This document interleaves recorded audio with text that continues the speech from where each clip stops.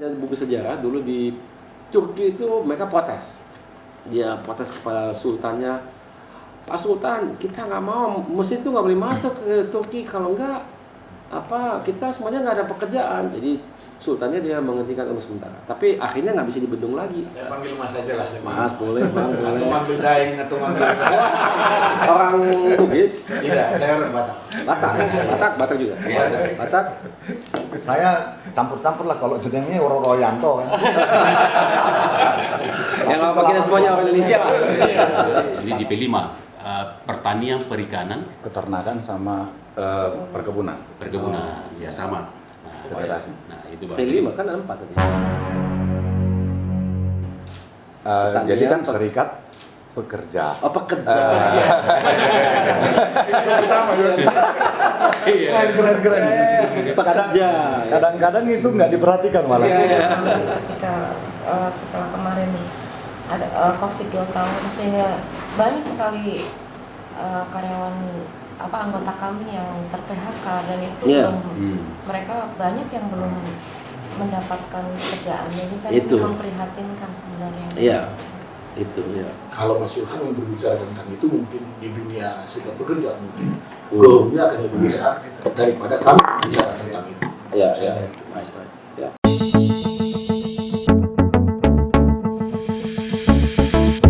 Which is a plane made in Indonesia.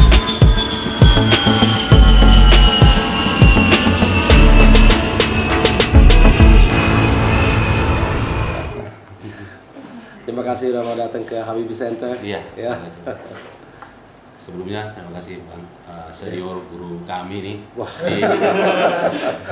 Saya belum setua itu kok.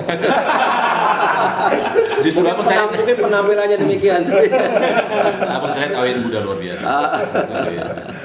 Nah, perkenalkan Bang, atas nama Dewan Pimpinan Pusat KSPSI, Yoris, Ketua Umum kami, saya Wakil Ketua Umum, ini Ibu Siti, Bendum, Bendara Umum, salah satu ketua juga, Wakil Sekjen. Oke. Di Dewan Pimpinan Pusat. Ya. Nah, jadi sedikit Bang mengenai kita KSPSI. Ya. Izin Bang, KSPSI ini sudah 50 tahun. Oh, Februari nanti. Oke. Jadi kami ada 13 federasi. Oke. Nah, federasi ini berafiliasi kepada konfederasi. Jadi federasi ini adalah bagian daripada sektor. Nah, sektor ini bagian juga daripada seperti kabinet Bang. Contoh seperti saya ini kan wakil ketua umum di DPP-nya, tapi di federasinya aku salah satu ketua umum. Federasi Serikat Percetakan, Penerbitan dan Media Informasi. Oke. Nah, ibu ini di pariwisata, terus di pariwisata juga, ini di P5 pertanian, perikanan, Peternakan sama perkebunan. ya sama. Federasi. Nah, itu Bang. P5 kan ada 4 tadi. Jadi kan serikat pekerja. Oh pekerja. Keren. Pekerja. Kadang-kadang itu nggak diperhatikan malah. Sedikit agak lebih santai Bang ya.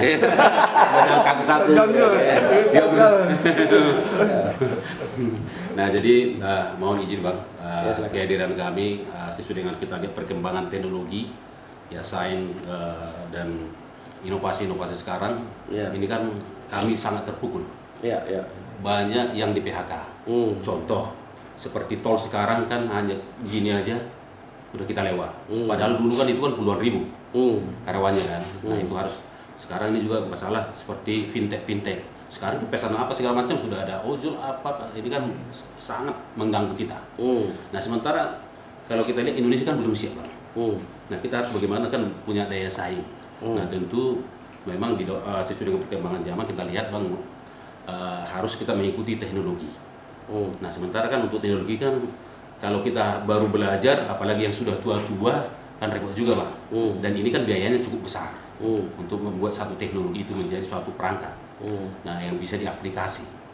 Nah, jadi harapan kami Bang, mudah-mudahan ini bisa memberikan kami pencerahan. Apa yang harus kami lakukan untuk ke depan sesuai dengan tantangan yang luar biasa ini, dan mudah-mudahan bisa ada mungkin program yang bisa kita kerjasamakan. Kira-kira begitu Bang. Oke. Baik. Terima kasih Bang Roy dan Bapak Ibu lainnya. Saya kira apa yang telah disampaikan itu memang sesuai dengan kenyataan yang kita hadapi bukan saja di Indonesia tapi di seluruh dunia. Dunia kerja dimanapun kita lihat ada dampak dari teknologi terutama digital itu memang telah mengubah dunia kerja itu sangat fundamental. Dan banyak di antara kita itu belum benar-benar mengerti seperti apa sebetulnya job-job yang kita bisa temukan di yang sering disebut sebagai new normal atau kenormalan baru gitu ya. Karena itu juga sesuatu yang masih dalam transisi. Kita belum berada di situ, tapi kita sudah merasakan dampaknya. Satu hal yang mungkin lebih jelas daripada kalau kita mencari deskripsi daripada job-job baru itu mungkin susah. Tapi kita sudah lebih mengerti apa yang kita perlu punyai dan perlu mengerti untuk bisa menempatkan tempat di dunia baru itu, ya adalah beberapa hal terkait dengan misalnya literasi digital atau juga literasi teknologi pada umumnya. Saya kasih contoh, kalau kita belajar hal mengenai digital tidak berarti kita semuanya harus jadi programmer, tidak. Sama seperti kalau kita misalnya belajar untuk menulis dan membaca, tidak berarti kita jadi wartawan atau jadi penulis, tapi kita harus baca dan harus bisa, karena itu adalah persyaratan mutlak yang semua kita harus punya untuk kita bisa produktif dan bisa bekerja, bisa berkomunikasi, bisa berkarya di dunia saat ini. Ya, itu kan minimal. Tapi sekarang dengan adanya teknologi yang digital atau teknologi yang lain, kalau saya katakan literasi digital ya memang terbatas ke digital, tapi teknologi kan lebih luas. Ya, bisa juga hal terkait dengan ya misalnya ya ini energi terbarukan kan bukan digital, tapi itu adalah satu hal yang sekarang kita belum melihat dampaknya yang besar kepada kita di Indonesia, karena Indonesia dari segi energi terbarukan ya masih relatif di awal gitu. Tapi kalau kita bayangkan misalnya satu ketika kita ini sebagian dari rumah-rumah kita di atas sudah terpasangkan adanya panel solar, tenaga surya itu sebagian dari kita sudah tidak lagi secara dia tidak tergantung sama PLN-nya, tapi sudah sebagian kita generasi sendiri. Kemudian kita ya kan ada alat-alat seperti itu yang kita akan ini belum menjadi kenyataannya. Saya bicara sesuatu di masa mendatang ya. Tapi kalau itu satu ketika akan terjadi ya tentu itu adalah kita sudah bisa melihat apa job-job seperti apa yang akan menjadi penting di masa mendatang. Yaitu adalah orang yang bagi konsumen ya mereka mau pasang misalnya ya, tapi dia belum tentu mengerti bagaimana cara pasangnya, apalagi merawatnya, apalagi dia manage-nya dan sebagainya. Tapi mereka ya banyak sudah punya sendiri gitu ya. Jadi itu lebih ke desentralisasi dari banyak hal yang semula mungkin kita mengandalkan kepada satu instansi yang sentral. Misalnya supply daripada tenaga listrik gitu ya.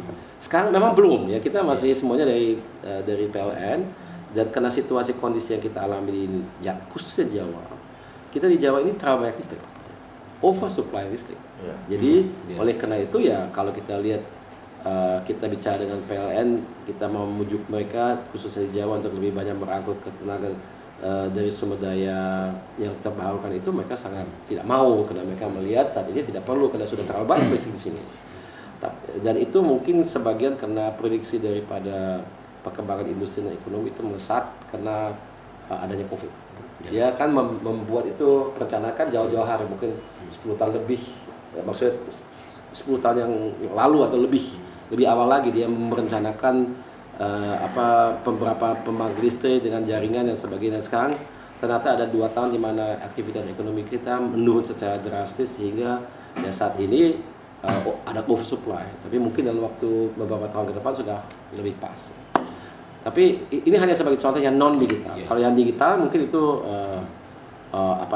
memang saat ini yang saya lihat itu di Indonesia kita melihat adanya literasi digital yang mungkin di awal gitu ya. Jadi kita masing-masing mengerti bagaimana kita menggunakan internet atau juga untuk bertransaksi atau juga untuk bekerja di pabrik misalnya.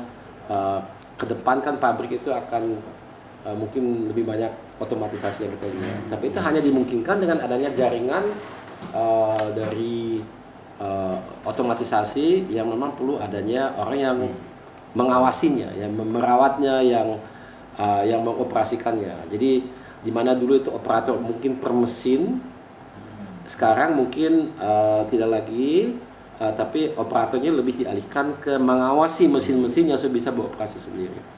Kalau kita buat perhitungannya, memang job kalau kita berdasarkan status quo saat ini, memang mungkin jobnya akan berkurang di sektor industri. Namun demikian, kalau menurut saya itu bukan arah yang benar. Indonesia kalau mau berkembang ke depan, memang harus memperkuat industrinya. Itu tidak ada jalan lain. Gitu ya. Memperkuat, maksudnya kalau kita lihat dari segi PDB-nya, saat ini PDB yang diciptakan oleh sektor industri itu atau manufacturing itu sekitar 18-17%. Sebetulnya dalam keadaan sehat itu mestinya 26%, 25% ke atas. Itu tidak terjadi. Jadi karena kita dari tahun ke tahun melihat adanya menurunnya persentase sektor manufacturing di dalam PDB-nya, maka kalau kita baca surat kabar seringkali kita melihat kata kunci deindustrialisasi. Karena dari tahun ke tahun itu menurun. Dan itu pasti arahnya salah gitu ya. Karena kalau kita katakan ya tidak menjadi soal kita menghilirisasikan saja hulunya. Itu tidak, menurut saya tidak akan menciptakan lapangan pekerjaan dalam jumlah mencukupi. Karena kita lihat saja hilirisasi itu paling berapa ribu orang yang dipekerjakan, bukan ratusan ribuan atau jutaan. Itu tidak seperti itu. Dan selain dari itu juga nilai tambah daripada apa yang kita buat dengan hilirisasi itu ya memang ada, tapi tidak seperti kalau kita membuat industri, itu jauh lebih besar. Jadi dari segi jobnya juga jobnya berbeda dan sebagainya.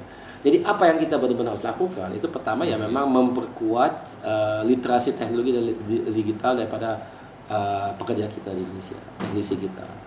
Karena di industri mendatang memang harus punya skill yang berlebih, ya, itu satu.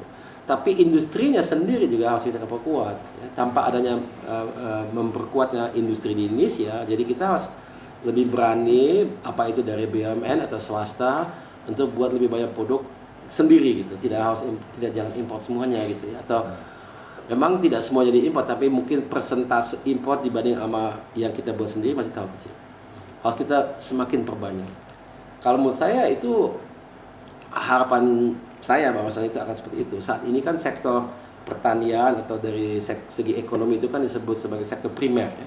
Primer itu ya pertanian, nelayan, sumber daya alam, itu masih terlalu besar menyerap tenaga kerjanya. Kalau kita lihat di negara yang sudah berkembang kayak Jepang, Jerman, Amerika itu 5%, 4%, di Indonesia puluhan persen yang bekerja di situ ya. Kalau kita mau memperkuat sektor primer kita, maka di situ pun juga harus kita mulai dengan adanya otomatisasi, ada industrialisasi, sehingga lebih banyak lagi orang warga kita, orang kita itu tidak bekerja lagi di situ. Jadi dia kerja di mana? Harus ke industri. Tidak ada jalan lain. Kalau kita mau, impian kita bersama kan adalah kita mau menjadi Indonesia emas. Ya. Jadi negara yang sudah berkembang ya mudah-mudahan insya Allah di tahun 2045. Itu tinggal 23 tahun dari saat itu. Itu berarti bahwasanya pendapatan per kapita kita sekarang kan kurang lebih $4.000 per kapita per tahun, harus meningkat minimal 12.000, jadi 3 kali lipat. Itu tidak akan bisa kita capai kalau industri kita tidak bisa. Kalau saya terus terang tidak begitu percaya kepada prediksi para ekonom bahwasanya itu secara otomatis terjadi dengan kebijakan yang kita lihat saat ini. Nggak akan bisa. Itu kita banyak contoh negara yang ada di dunia ini yang juga berada dalam posisi seperti Indonesia, di mana dia kelihatan wah ini kalau dia terus begitu suatu ketika dia menjadi negara yang sudah terindustrialisasi dengan pendapatan per kapita yang tinggi, dengan adanya middle class yang besar, dengan adanya banyaknya pekerjaan-pekerjaan yang dapat di industri atau di ekonomi secara formal. Kalau kita lihat di Indonesia kan kurang dari 50% formal, lebih banyak dari 50% informal. Tapi kalau kita mau memperkuat ekonomi kita harus jauh lebih banyak yang formal, dengan adanya gaji yang menentu, dengan adanya pensiun, dengan adanya asuransi kesehatan dan sebagainya. Itu kan belum ada, kan banyak yang informal. Jadi struktur dari ekonomi itu harus kita ubah. Porsi dari industri harus kita perbanyak, dan industri itu juga jangan lihat yang lama. Harus ada, kalau industri ini hanya bisa berkembang kalau dia menyesuaikan kepada apa yang diperlukan untuk mempunyai daya saing di masa mendatang. Jadi pekerjanya itu harus punya skill tertentu itu ya, digital, menggunakan teknologi ya. Saya kira itu dengan sendirinya ya, harus menyesuaikan ya. Kita tidak lagi menurut saya ke depan bisa bersaing dengan negara-negara yang di bawah kita kalau kita membuat banyak pekerjaan yang padat karya gitu. Bisa, tapi ya UMA-nya sudah lebih tinggi daripada di Vietnam, Kamboja, Bangladesh. Gimana kita bisa bersaing dengan mereka? Susah, ya, susah sekali. Jadi ya memang ini kita agak kejepit. Kita sudah merupakan negara yang berpendapatan menengah. Di lain pihak kita masih banyak sekali orang yang belum punya pekerjaan tetap. Nah, jadi kita juga harus bijak dari segi ya itu juga kebijakan pemerintahnya bagaimana gitu ya. Mungkin tergantung dengan si pekerja itu berada di mana gitu ya. Harus disesuaikan dengan keadaan ekonomi daripada mungkin nggak bisa pukul rata se-Indonesia, tapi harus diporsikan. Ada bagian yang sudah maju sekali, Jawa Barat, DKI, ada yang mungkin tidak begitu maju. Jadi mungkin harus ada penyesuaian dari segi kebijakan gitu ya. Jadi ya di antara itulah ya. Jadi ada kebijakan industri yang menurut saya lebih jitu, lebih sesuai dengan apa yang kita perlukan. Kemudian peningkatan daripada skill dan pengetahuan daripada pekerja. Yang ketiga adalah kita harus memperhatikan lebih banyak produksi dalam negeri. Saya tidak katakan semuanya ya. Tetap saja akan ada peranan untuk impor, tidak mungkin kita buat semuanya. Tapi saat ini proporsi daripada apa yang kita impor dibanding yang kita ekspor itu sudah atau yang buat sendiri itu sudah tidak sehat. Contoh misalnya tekstil. Tekstil itu pernah lihat nggak berapa banyak kita impor dari Cina? Iya, Itu nggak sehat menurut saya. Betul. Dia juga import batik yang di print murah di Cina. Iya. Dan itu dibiarkan aja gitu. Itu nggak bisa. Gitu ya. Itu harus ada bijak. Jualnya di sini. Jualnya di sini. Motifnya dari Indonesia. Hanya cap aja. Jadi pabrik tekstil yang ada di Indonesia itu ya kalah saing. Tapi kita nggak boleh terlalu naif dalam hal itu ya. Jadi memang ada peraturan WTO kan, WTO itu juga susah katanya ya. Tapi saya kira ya di situ tergantung dengan kebijakan negara ya. Jadi lihat ini ada beberapa ini, tapi pertanyaan kan tadi lebih ke apa yang harus dibuat kepada pekerjanya. Ya pekerjanya kan ya mereka nggak mau tahu mengenai kebijakan negara ya.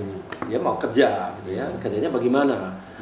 Dan mereka juga bukan entrepreneur gitu ya, mereka mau mendapat job. Tapi ya yang saya gambarkan kan kalau kita melihat arah dan pada situasi kondisi kita di Indonesia ini, ya memang yang si pekerja itu, si teknisi itu bisa buat ya itu paling di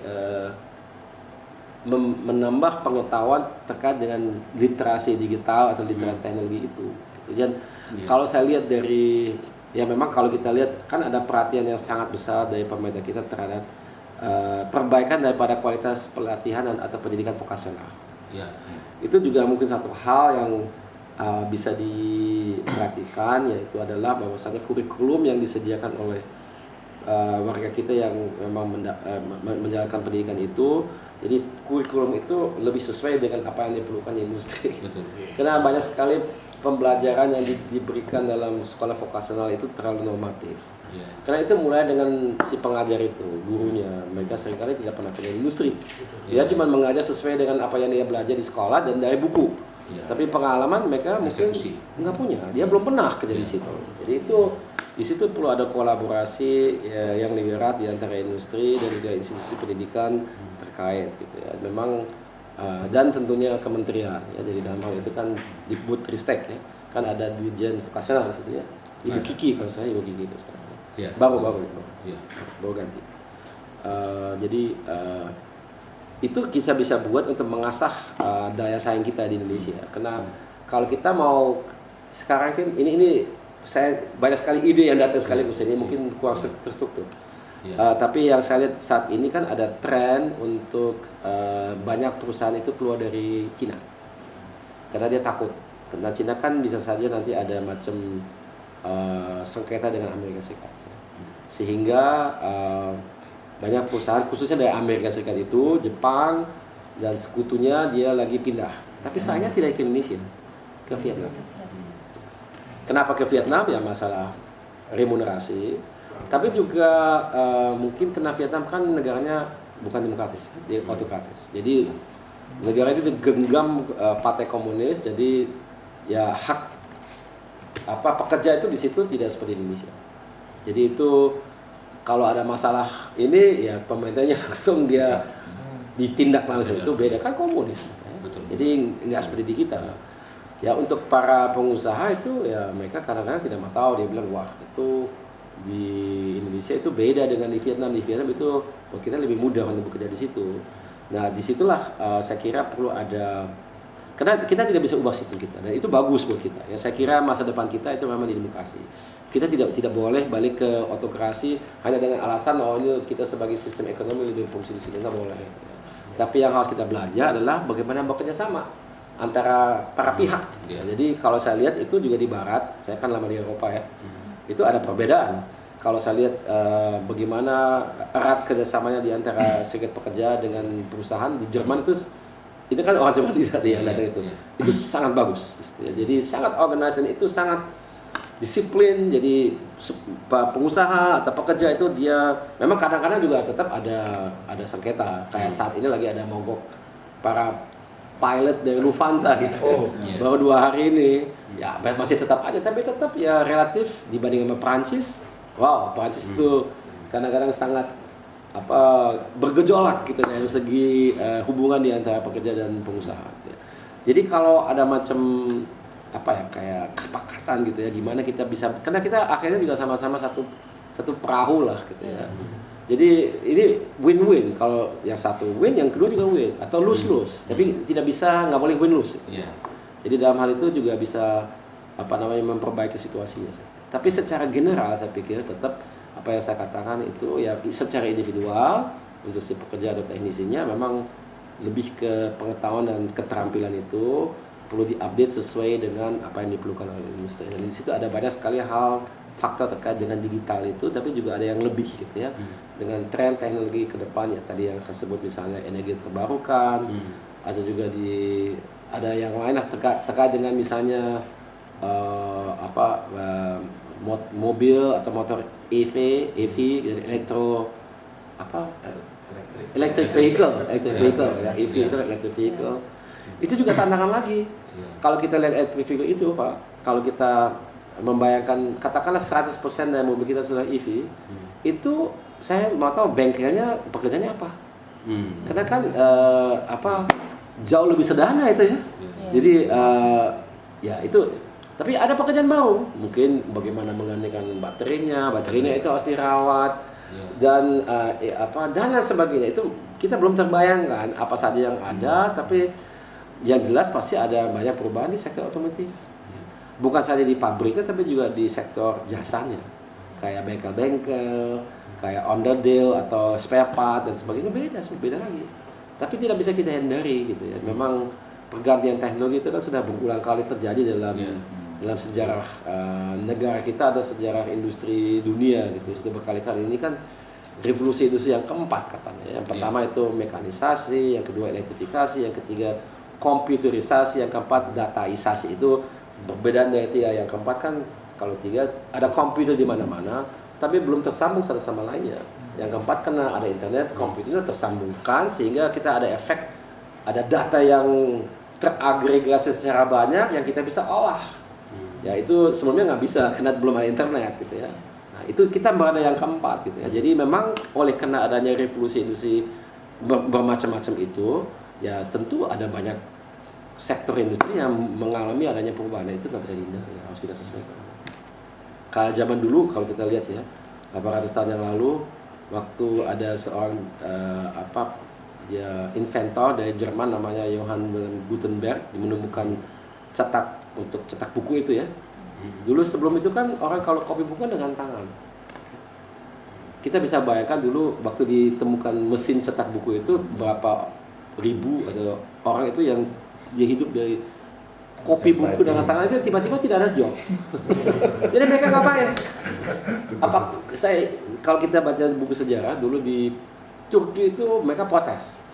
Dia protes kepada sultannya, Pak Sultan, kita nggak mau mesin itu nggak boleh masuk ke Turki kalau nggak kita semuanya nggak ada pekerjaan. Jadi sultannya dia menghentikan untuk sementara. Tapi akhirnya nggak bisa dibendung lagi. Dan memang benar, karena dengan adanya cetak buku itu kan bukunya menjadi lebih murah. Karena dia lebih murah, lebih banyak orang bisa belajar. Sehingga rakyatnya menjadi lebih pintar, lebih jadi inovatif, lebih menjadi daya saing. Jadi daya saingnya meningkat. Begitupun harus kita lihat revolusi yang keempat ini. Dengan ini yang tadinya cetak buku, kita sekarang nggak usah beli buku sama sekali, bisa bisa baca di internet. Iya. Lebih banyak orang bisa dapat informasi yang mudah-mudahan, insya Allah informasi itu bisa digunakan secara produktif gitu. Jadi produktivitas itulah yang harus kita melihat sebagai hal yang perlu kita kejar. Dengan adanya peningkatan teknologi dari segi terapan dalam konteks revolusi industri, ya, mau yang manapun 1, 2, 3, 4, nanti yang kelima juga pasti ada. Itu selalu harus kita fokuskan kepada produktivitas. Produktivitas itu harus kita tingkatkan. Kenapa? Karena akhirnya yang paling penting adalah kita membuat satu nilai ekonomi yang berlebih untuk kita bisa meningkatkan kualitas hidup. Kan nilai ekonomi itu sebetulnya harus kita share sebanyak mungkin agar supaya kita semuanya bersama-sama bisa mempunyai satu kualitas hidup yang lebih baik. Misalnya semuanya mendapatkan asuransi kesehatan yang lebih baik, atau adanya infrastruktur yang kita bisa alami lebih baik, dan fasilitas sosial yang lebih baik. Ya, di negara-negara yang sejahtera itu kan biasanya jasa sosial itu bagus. Nah itu kurang lebih. Maaf nih jawabannya. Luar biasa. Ya mungkin ada yang mau disampaikan. Silakan. Jadi begini. Iya, silakan. Saya panggil abang aja ya. Iya. Soalnya tadi nggak mau tua kan.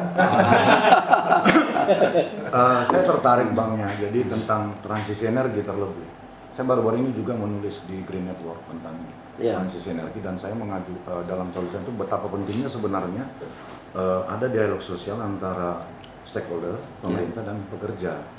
Dan yang saya lihat ini sepertinya kita kayak ambigu nih menghadapi, katakanlah SDGs kan target 2030 ini kan.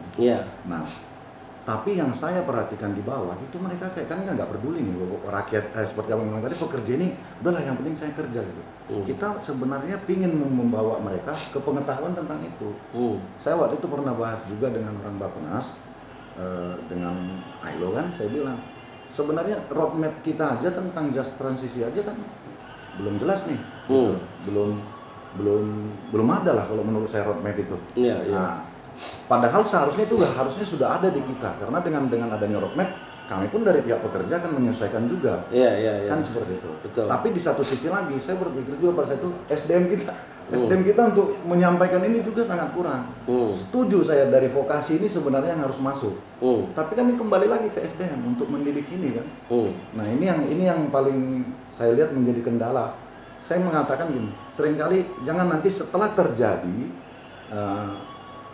katakanlah setelah nanti kalau phase out oke lah 2060, tapi di tengah perjalanan itu ketika terjadi akan banyak orang hilang.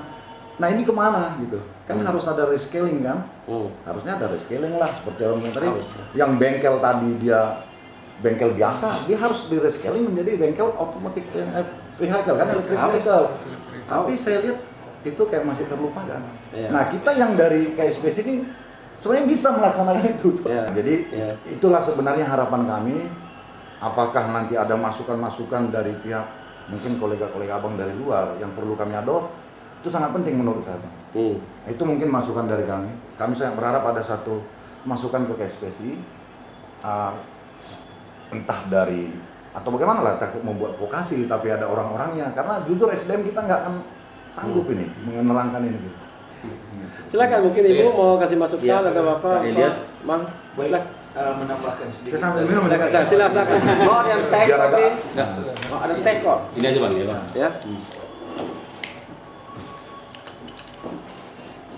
Ya, baik. Silakan. Selamat sore, Mas. Selamat. Saya panggil Mas aja lah. Mas, boleh Bang, boleh. Atau manggil Daeng, atau manggil Orang Bugis? Tidak, saya orang Batak. Batak juga. Batak. Saya campur-campur lah, kalau jedengnya orang Royanto kan. Yang apa kita semuanya orang Indonesia lah. Sakalangkong orang Madura. Madura. Madura juga. Enggak. Kalau saya hampir campur-campur karena Campur-campur. saya di nama daerah saya dulu itu besarnya di Tanah Jawa. Jadi udah Siantar, di Pematang Siantar. Oh, Siantar. Ya, jadi ada Melayunya, ada Jawanya udah. Oh. Makanya bahasanya ya bahasa Indonesia yang benar. Bahasa Indonesia yang benar itu kan kami itu. Kalau Mas dari mana? Saya Batak. Batak juga ya. Bagaimana kira-kira menurut Mas Ilham kalau misalnya ada kesempatan dan waktu yang sangat penting untuk kita, Mas Ilham berkenan untuk waktu untuk memaparkan hal-hal yang kami rasa kami sudah tercerahkan ini di dunia Serikat Pekerja melalui nanti presidium untuk mengumpulkan itu, sehingga kami memang dan sekaligus memberikan pandangan mengenai pemagangan tadi, karena industri sistem perburuhan Indonesia ini menurut kami, Mas, itu memang mengarahnya ke Jerman. Ada banyak persamaan dengan Jerman, banyak sekali perubahan. Sistem penyelesaian perselisihan itu perundingan bersama, kemudian jam kerjanya, adanya sistem UMR atau UMK di sana, jam kerja yang 8 jam, 5 jam per hari, 5 jam per minggu misalnya, itu semua tersistem sedemikian rupa, hampir mirip sekali ke sana. Nah, apa yang disampaikan oleh teman kami dari Pak Arianto, kalau misalnya kami bisa terconnecting dengan Serikat Pekerja di sana, untuk kami bisa lebih mengerti dan membawakan dunia itu ke dalam dunia Indonesia yang memang minta maaf, tidak juga kita harus berkata jujur juga bahwa fairness yang ada di dunia Eropa dengan fairness yang ada di Indonesia itu kan sangat bertolak, bahkan seperti langit dan bumi jauhnya, bahwa kalau di sana memang fairness itu hidup gitu. Orang berani berkata sekalipun itu merugikan dirinya atau kepentingannya, kalau kita kan enggak. Jadi fair, masih kita ini agak sulit gitu. Nah, ini yang memang jiwa ini kami perlu adopt dari sana, sehingga melalui KSPS inilah dengan koordinasi, dengan kerjasama dengan pihak yang di luar sana, tentu kami bisa menjadi tokoh-tokoh atau katakanlah penyambung jiwa fairness itu. Karena saya lihat memang fairness itu yang kurang di kita, baik oleh pengusahanya maupun pekerjanya sendiri. Itulah harapan kami, Mas Ilham, terkait juga dengan kebijakan pemerintah permagangan tadi. Kalau Mas Ilham yang berbicara tentang itu, mungkin di dunia Serikat Pekerja mungkin goalnya akan lebih besar daripada kami berbicara tentang itu. Oke. Silakan Bu. Jadi saya ingin menyampaikan, Mas Ilham, jadi problem yang memang kita alami ketika setelah kemarin ada COVID 2 tahun, sehingga banyak sekali karyawan anggota kami yang ter-PHK, dan itu mereka banyak yang belum mendapatkan pekerjaan. Jadi kan itu memprihatinkan sebenarnya. Ya, harapan kita sih berharap, kenapa ya kok negara hadir dong gitu maksudnya. Jadi bukan hanya sekedar kasih BLT gitu. Kalau misalnya sekedar kasih BLT terus kemudian kasih santunan ini santunan itu, kan mereka itu harus hidup terus gitu. Saya mengerti. Jadi BLT itu lebih dilihat sebagai ini kayak kita memadamkan kebakaran sementara. Padahal alasan kenapa kebakaran itu tadi kan kita belum ada solusinya kan, bisa saja terjadi lagi gitu ya. Menyiapkan konsep yang bisa berlaku untuk jangka panjang gitu. Seolah-olah kebijakan panik gitu. Jadi bukan kebijakan yang berkesinambungan.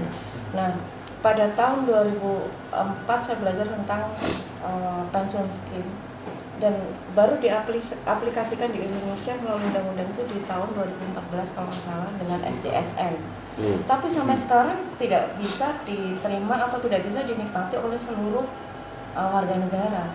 Jadi artinya ya itu keresahan yang terus terang yang saya pikirkan, bahkan saya sampaikan kepada anak saya bahwa kalau kamu mau survive kamu harus kerja, karena kan kita masih belum siap untuk mendirikan perusahaan sendiri gitu. Jadi kamu harus kerja gitu.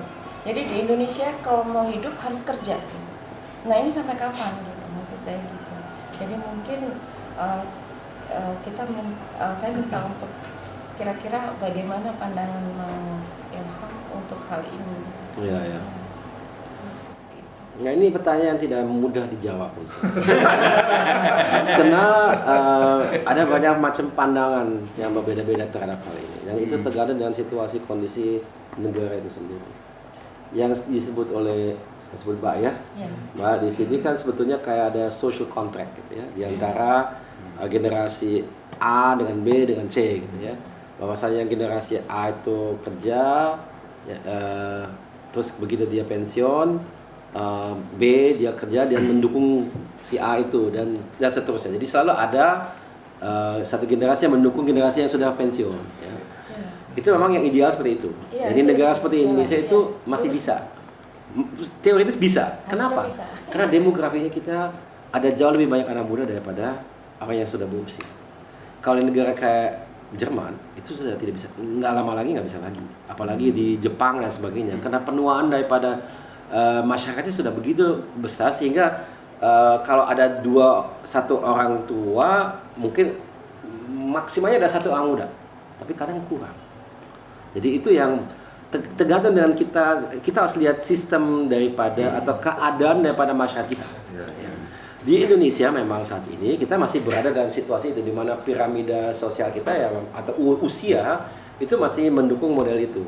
Bahwasannya kita sebagai orang muda kita bayar ke dalam satu reksadana atau apa yang untuk pensiun, bukan reksadana istilahnya, mungkin anggaplah satu pot gitu ya, dimana dari pot itu nanti diberi uang kepada yang sudah berusia gitu ya. Nah ini di Indonesia itu mungkin salah satu masalah yang saya lihat itu jumlah manusia yang sudah mampu bayar sesuatu dalam pot itu sangat kecil. Jangankan lihat saja pajak Indonesia kan rasionya itu jauh di bawah yang lain gitu ya. Kalau negara kayak Malaysia itu mungkin sudah jauh lebih disiplin orang bayar pajak. Di Indonesia kan ya belum lah gitu. Tapi sebagian juga memang tidak mampu gitu bayar pajak. Tapi bagi yang mampu pun juga saya kira tax ratio yang disebut itu masih sangat rendah gitu ya. Jadi itu dan itu bukan saja di Indonesia, banyak tadi Mbak sebut Italia itu negara yang sangat terkenal dengan sangat tidak disiplin pajak sebetulnya. Italia itu sebagai negara boleh dikatakan bangkrut sebetulnya. Rakyatnya itu lebih sejahtera pada negaranya. Sebagian Italia itu melarat sekali ya, bagian selatan dari katakanlah Roma ke selatan, Napoli dan sebagainya, Sisilia itu sangat miskin ya. Dan dengan keadaan di mana di Indonesia kenapa kita masih bisa sebagai masyarakat masih relatif boleh dikatakan bukan sejahtera tapi sehat gitu ya. Saya dari segi struktur sosialnya, karena yang kalau kita mencari dalam bahasa Inggris social security-nya di situ tidak melulu mengatakan kepada negara, tapi sebetulnya atau kepada sistem, tapi kepada sistem keluarga, ya kan? Karena hubungan antara generasi sini kan secara tradisional ya saling membantu, ya kan?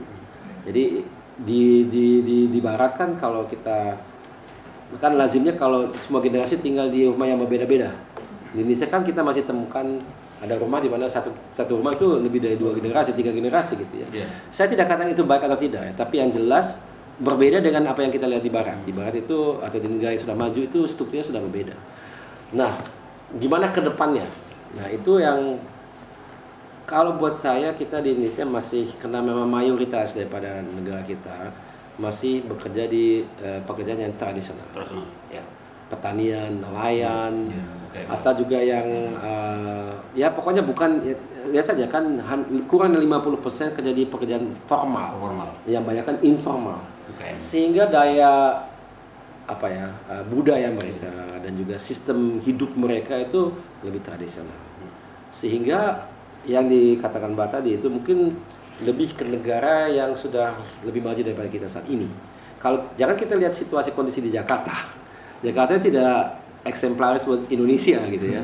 Ini memang di Jakarta, Jawa Barat atau Jawa, sebagian dari Jawa ini bisa kita terapkan. Tapi kalau di lain tempat, nah ini sulit ya. Saya tidak bisa kasih jawaban dengan mudah. Ini harus saya pikirin dulu bagaimana ke depannya. Karena ini saya tidak mau gimana, tapi ini memang menarik yang dikatakan Mbak. Tapi gimana ya? Mencari solusinya adalah ya kalau menurut saya ini konsekuensi daripada perkembangan ekonomi kita ke depan. Ekonomi dan sekaligus juga hidup kemasyarakatan kita seperti apa. Karena dengan adanya industrialisasi tentu terjadi adanya individualisasi daripada warga kita, sehingga apa yang kita kenal sebagai sistem tradisional kekeluargaan kita mungkin lama-lama akan berbeda di masa depan. Tidak berarti sama seperti di Jerman atau di Jepang atau di Swedia sangat individualis. Kita juga lihat adanya berbagai macam negara industri yang semuanya di tahap yang sama. Kalau kita lihat pendapatan per kapita per tahunnya sama, tapi kita lihat dia punya budaya berbeda sekali ya. Jepang beda dengan Jerman, beda dengan Italia, tapi pendapatan per kapitanya mirip-mirip gitu ya. Jadi kita di Indonesia belum tentu menjadi seperti mereka, tapi yang jelas sebagai tren terjadilah adanya individualisasi daripada ini, sehingga manusianya juga dia karena dia mau mandiri, dia memang bukannya harus bekerja, tapi mau bekerja kali ya.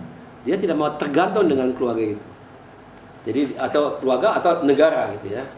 Kalau kita lihat di konsep-konsep yang sangat modern ya, sangat maju, di mana sebagian daripada ekonomi sudah melihat mungkin di suatu ketika kita di dunia ini, dan itu biasanya negara yang sudah pasca industrialisasi, kita tidak semua orang harus bekerja. Ada juga yang tidak bisa bekerja, tidak menemukan pendapatan, dia diberi yang namanya UBI, Universal Basic Income. Itu hanya bisa untuk negara yang sudah pasca industrial. Jangan di negara kayak Indonesia misalnya, itu nggak bisa. Nggak akan ada uang waktu itu, Bu. Tapi kalau tadi yang Mas Ilham sampaikan dengan sistem demografi kita yang lebih banyak orang muda, lebih banyak orang yang produktif, nah itu kan seharusnya bisa bisa untuk saling membantu, gitu kan. Nah, ya mohon maaf kalau saya berpikir gini, apakah tidak mungkin misalnya negara mempunyai tangan yang lebih kuat untuk membuat satu kebijakan goodwill gitu, bahwa yang penting kita memberikan social security terhadap seluruhnya gitu. Jadi bukan hanya misalnya sekarang kan kalau kita melihat kesannya itu formalitas gitu kan, seperti sekarang UCK itu kan ada jaminan bagi yang kehilangan pekerjaan, tapi realisasinya memang tidak seluruhnya bisa secara otomatis gitu. Jadi di kita tuh tidak secara otomatis gitu. Tapi kan ketika misalnya terjadi COVID kayak kemarin 2 tahun lebih COVID, kan secara otomatis terjadi pengurangan. Itu saya banyak bisa cerita mengenai sistem seperti itu. Misalnya ada asuransi pengangguran, itu ada di Jerman. Tapi tiap orang yang kerja per bulan dikurangi sebagian daripada pendapatannya untuk masuk ke situ. Tapi harus dikurangi dari pendapatan. Bukan diambil dari mana, itu ada pajak untuk itu. Pajak ya. Semuanya dipajaki. Pajak di Jerman itu tinggi, 50% lebih. Tapi orang dapat pelayanan. Di Jerman itu nggak ada orang yang satu pun orang di Jerman yang nggak punya asuransi kesehatan. Semua harus bayar sendiri, bukan dikasih orang negara. Jadi harus kerja. Semua harus. Tapi di Jerman karena pajaknya tinggi, tidak ada yang bayar sekolah. Semuanya gratis. Tapi jangan lupa sekolahnya pajaknya tinggi. Jadi kita ya begitu, tapi orang Jerman disiplin pajak.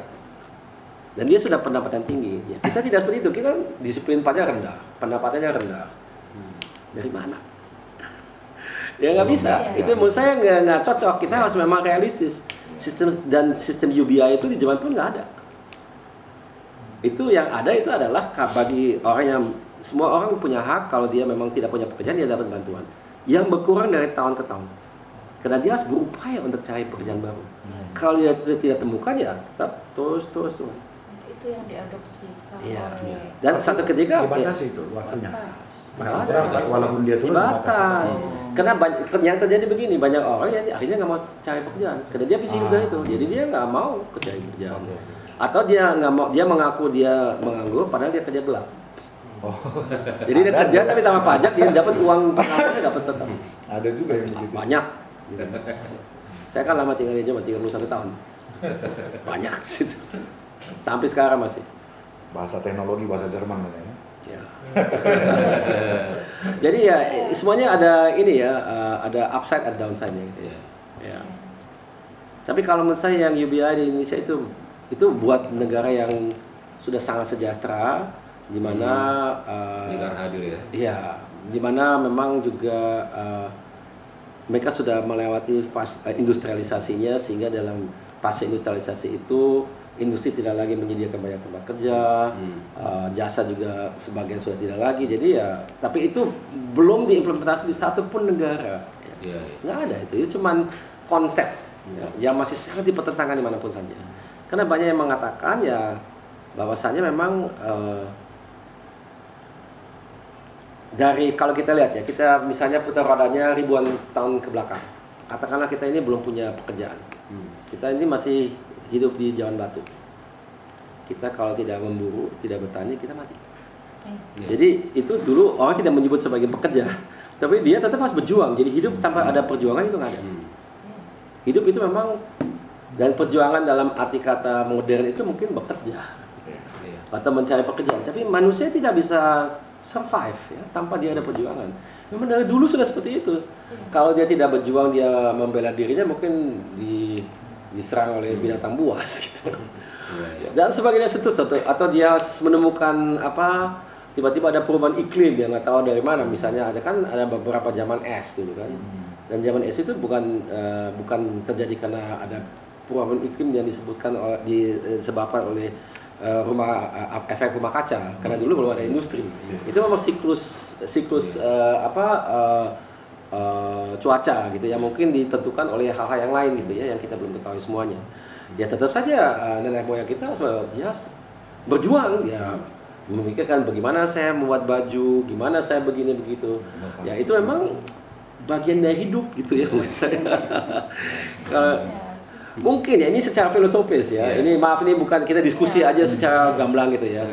Saya sendiri juga belum terlalu memikirkan itu secara rinci. Tapi ini kita cuman pendapat saya secara spontan.